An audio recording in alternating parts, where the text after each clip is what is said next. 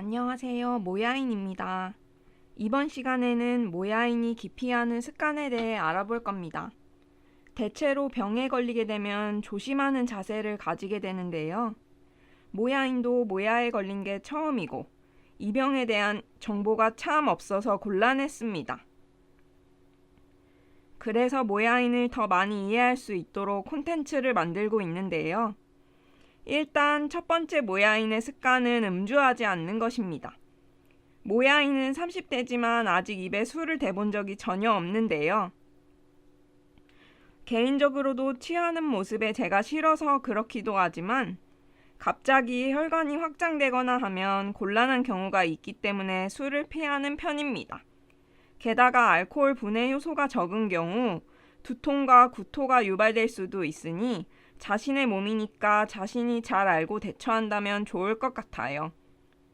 고된 일을 마치고 마시는 시원한 맥주가 주는 행복을 모르고 사는 것이 안타까울 수 있지만 저는 안정되고 변수가 적은 일관된 일상을 보내는 것이 더 소중하다고 생각했기에 또 아예 마셔본 적이 없으니까 술이 주는 기쁨을 아예 모르기 때문에 비음주가 가능했던 것 같아요. 제 인내심이 허락하는 날까지 계속 비음주를 지켜갈 생각입니다. 두 번째 모야인의 습관은 흡연하지 않는 것입니다. 삶이 고단하고 답답할 때 흡연이라는 탈출구가 있다면 좋겠지만요. 저는 록 음악을 크게 듣는다거나 맛있는 음식을 잔뜩 먹는다거나 하는 다른 방법으로 흡연 욕구를 대체하고 있습니다. 담배를 아예 입에 대보지 않아서 유혹도 적은 편이었습니다. 이래서 어린 시절 습관이 참 중요한 것 같아요. 세 번째 모야인의 습관은 커피를 마시지 않는 것입니다. 직장인이라면 고된 하루를 버티게 해주는 게 카페인임을 부정할 수 없는데요. 정신을 바짝 깨워주고 부드러운 맛과 향을 즐길 수 있다는 게 삶의 낙일 수도 있겠습니다. 그러나 모야인은 꿀잠을 위해 커피를 포기했습니다. 요즘은 그래도 카페 메뉴에 카페인이 없는 메뉴가 많아서 고르는 맛이 있는데요. 이런 습관 덕분일까요? 모야인은 9시 취침을 잘 지켜오고 있습니다. 네 번째 모야인의 습관은 우유를 피하는 것입니다. 아무래도 유당불내성의 저주를 받은 모야인은 우유를 마시면 배탈이 나곤 합니다. 물론 소화가 잘 되는 그런 종류의 우유는 조금씩 먹을 수 있는데 역시 격렬한 장 반응을 겪고 싶지 않기 때문에 피하게 됩니다. 그깟 질병 하나 때문에 뭐 이렇게 피하는 음식이 많냐고 물으신다면 저는 누구보다 제 지병에 예민하고 절제하는 이런 삶의 습관이 분명 더 좋다고 생각합니다. 앞으로도 지켜나갈 소중한 습관이기도 합니다. 요새 파리올림픽이 진행 중인데요. 일반인들의 평범한 습관은 주목받지 못하고 유명인들의 습관은 큰 주목을 받는 걸 잘 알고 있습니다. 하지만 삶에 있어서 엇나갈 수 있는 요소들을 차분히 제거하는 것도 저는 장수의 비결이 될 수 있다고 생각하기에 고되고 어려운 길을 선택했습니다. 병마와 싸운다는 건 꼭 병원 안에서만의 일이 아니고 사실 일반적인 우리 생활과 참 많이 맞닿아 있습니다. 조금이라도 질병 진행에 영향을 주는 요소라면 충분히 조절할 수 있고 그래야 한다고 생각합니다. 이런 삶의 습관이 삶의 질을 떨어뜨릴 거라고 생각하는 분이 계실지도 모르겠어요.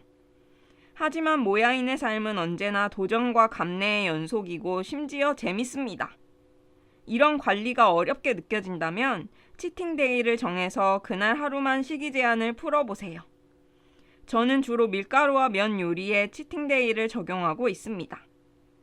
아직도 완벽한 모야인의 식습관에 다가서려면 갈 길이 멀다고 생각하는데요.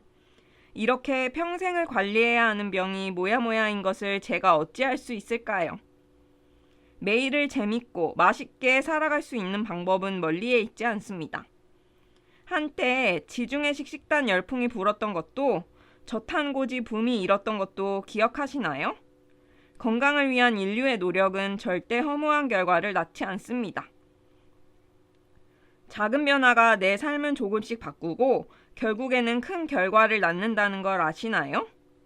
겉으로 봤을 때 모야인과 비모야인을 구별할 수 있는 건 수술 자국일 거예요.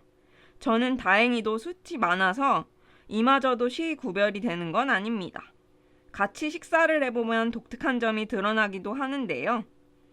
아이유라는 뮤지션은 밥을 꼭꼭 씹어먹는 것이 습관이라고 하더라고요.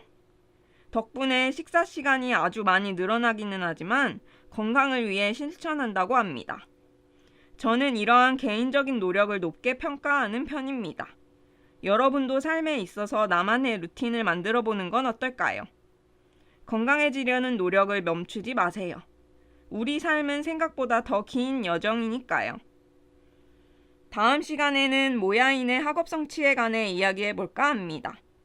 학교에서 시험지 좀 날리던 모야인의 학교 생활 이야기 궁금하실 거라 생각합니다.